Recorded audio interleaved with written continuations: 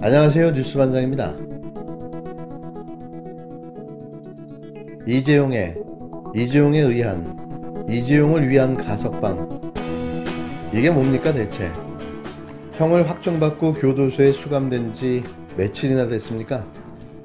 국민의 혈세인 국민연금을 아무렇지도 않게 이용해 자신의 재산을 불법 상속한 대기업 총수, 또 이걸 위해 박근혜 최순실에게 뇌물을 상납하고 각종 특혜와 지원을 받았던 삼성공화국의 황태자에게 또 면죄부를 주고 말았습니다. 문재인 정부도 똑같은 걸까요? 정말 실망감을 감출 수가 없는데요. 이러자고 그 엄혹한 시절 광화문에 촛불을 들고 그렇게 소리 높여 외쳤던 걸까요? 이게 정상입니까? 이게 우리가 꿈꾸던, 기대했던 촛불 정부의 모습이 맞냐 말이죠. 법무부 가석방심사위원회가 이재용 삼성전자 부회장을 결국 가석방하기로 결정했습니다. 이에 따라 문재인 정부는 집권 하반기를 맞아 촛불 정부를 내세웠던 명분을 스스로 상실했다는 비판을 피하기가 어렵게 됐는데요. 시민사회의 극렬한 저항이 잇따를 전망입니다. 민주노총과 한국노총 등 양대 노총은 대한민국이 삼성공화국임을 인증했고 삼성이 법 위에 있는 나라라는 것을 보여준 결정이라고 규탄했습니다. 문재인 정부에 분노한다고도 비판했는데요. 적어도 문재인 정부만큼은 달랐으면 했습니다. 아니, 달라야 했습니다. 특히 이번 가석방에는 코로나19 장기화로 인한 국가적 경제 상황과 글로벌 경제 환경에 대한 고려 차원에서 이재용 삼성전자 부회장이 대상에 포함되었습니다. 이재용 삼성전자 부회장에 대한 가석방은 사회의 감정, 수용생활 태도 등 다양한 요인들을 종합적으로 고려하여 결정된 것으로 알고 있습니다. 특히 특혜 시비가 없도록 복역률 60% 이상의 수용자들에 대해서 특별한 사정이 없는 한 가석방 심사의 기회를 부여하도록 노력하겠습니다. 과거에 다른 사건으로 수사 중이거나 재판 중에 가석방된 사례가 있었는지 여부에 대해서 질문을 많이 주셨습니다. 2020년 추가 사건 진행 중에 가석방이 허가된 인원은 67명입니다. 다음으로 형기의 70%를 채우지 않은 가석방자 현황에 대해서 또 문의가 있었습니다. 이에 대해서 말씀드리면 최근 3년간 형기의 70% 미만자는 244명이었습니다. 이는 점차 확대되는 추세에 있습니다. 앞으로도 재범 위험성이 낮은 수용자들에 대해서는 형 집행률을 낮춰 조기에 사회에 복귀할 수 있도록 가석방을 확대해 나가겠습니다. 박범계 법무부 장관은 9일 저녁 정부 과천청사에서 법무부 광복절 가석방 브리핑을 진행했는데요. 이날 개최된 법무부 가석방심사위원회 심사 대상 1057명에 대한 가석방 심사를 의결했으며 이 중 직격으로 의결된 수용자 810명에 대해 법무부 장관으로서 가석방 허가했다고 밝혔습니다. 박 장관은 이번 코로나19 장기화로 인한 국가적 경제 상황과 글로벌 경제 환경에 대한 고려 차원에서 이재용 삼성전자 부회장이 대상에 포함됐다며 이재용 부회장 가석방은 사회의 감정, 수용생활 태도 등 다양한 요인들을 종합적으로 고려해 결정된 것으로 안다고 밝혔는데요.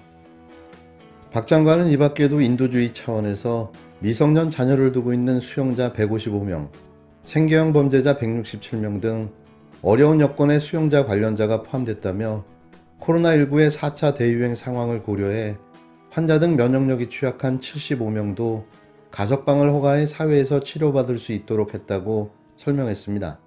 박 장관은 특혜 시비가 없도록 60% 이상 복역에 대해 특별 사정이 없는 한 가석방 심사의 기회를 부여하도록 노력했다고 한 뒤 직접 질문도 받지 않은 채 기자회견장을 떠났는데요.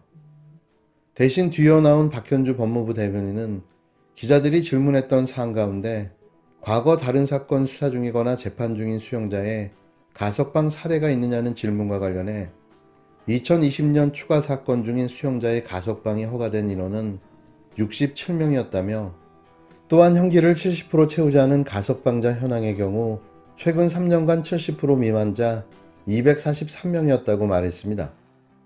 박 대변인은 점차 확대되는 추세이며 재범 위험률 낮은 수용자의 가석방을 확대하도록 하겠다며 브리핑을 마무리했는데요.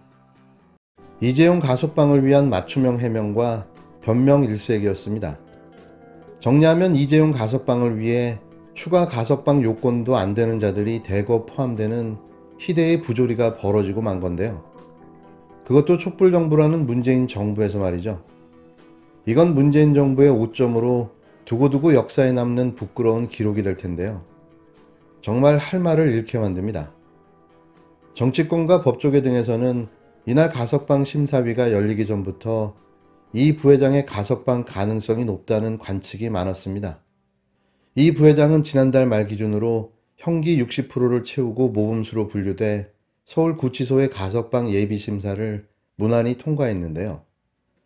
앞서 법무부는 교정시설 내 코로나19 집단 감염 상황 등을 고려해 지난 4월 형기의 80%를 채웠을 때 심사가 가능했던 가석방 요건을 60%로 완화한 바 있습니다. 이것도 이재용 가석방을 위한 사전 포석이 아니었냐는 의심이 가는 대목인데요. 곳곳에 숨어 암약하는 삼성 장학생들의 활약이 제대로 빛을 발하는 순간들이었습니다.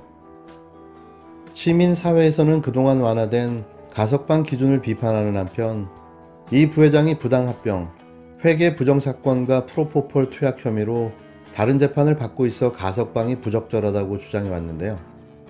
이와 관련해 법무부는 2020년 기준으로 추가 사건 진행 중 가석방이 허가된 인원이 67명이며 최근 3년간 형기 70%를 채우지 않고 가석방된 수용자가 244명이며 앞으로도 재범 가능성이 낮은 수용자에 대해 가석방을 확대할 계획이라고 친절한 설명까지 내놓았습니다.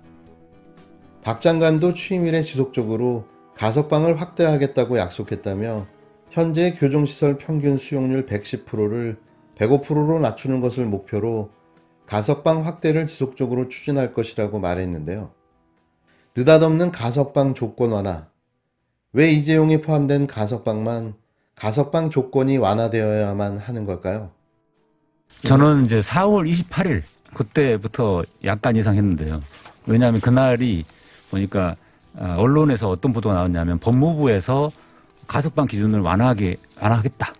가지고 80% 이상 복역을 해야 보통 가석방을 시켜주는데 그 기준을 60%까지 땡겨서 그러니까 5%씩 완화시켜가지고 60%만 채워도 가석방 가능하게 하겠다 이렇게 완화 방침을 밝혔거든요. 그때 당시에. 그게 바로 근데 사실 이재용을 겨냥한 거였습니다.